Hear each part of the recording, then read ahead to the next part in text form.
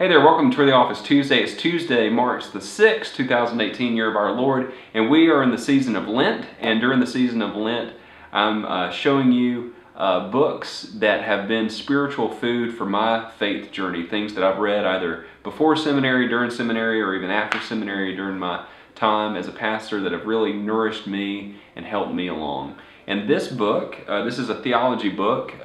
This is a book that has really given clarity to just a lot of questions that I had about God, world, and humankind that I read in seminary. So this is a book by a theologian named H. Richard Niebuhr. He was the brother of Reinhold Niebuhr. He does not like to be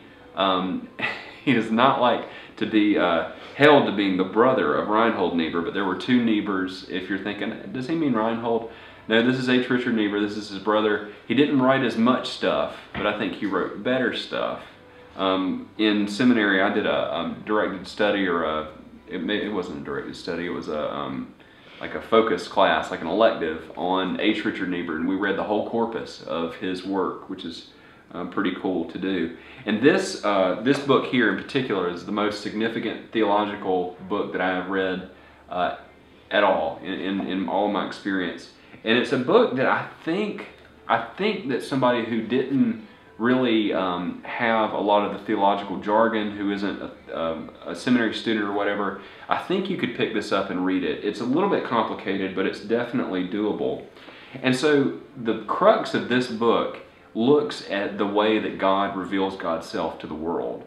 And so what H. Richard Niebuhr says in this book is that throughout the span of the human condition, throughout the span of history, God has sort of slowly revealed God's self to people and at different times and at different places.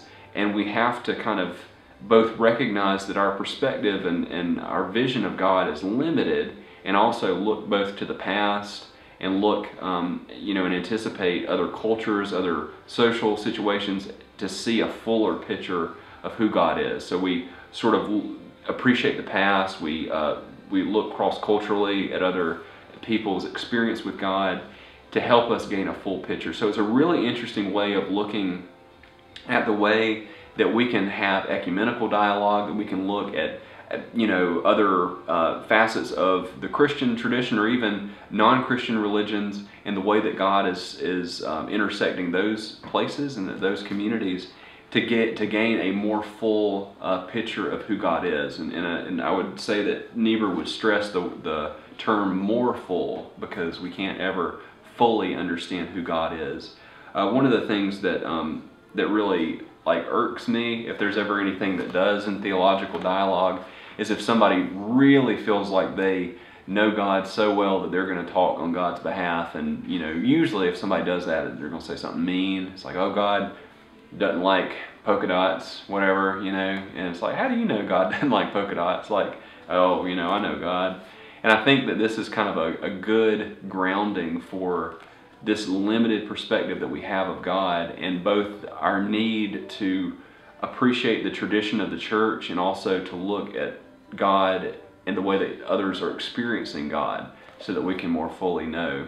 So it's a humbling exercise for us to say, this is all we know. What do you know? So that we can together gain a more full understanding of God.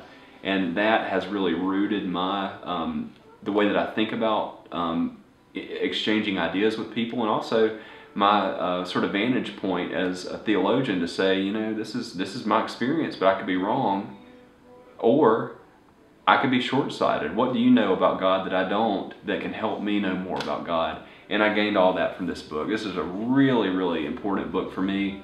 It could be probably an important book for you. The Meaning of Revelation by H. Richard Niebuhr. You can pick it up on Amazon.com. I'll see you next week on Truly Office Tuesday.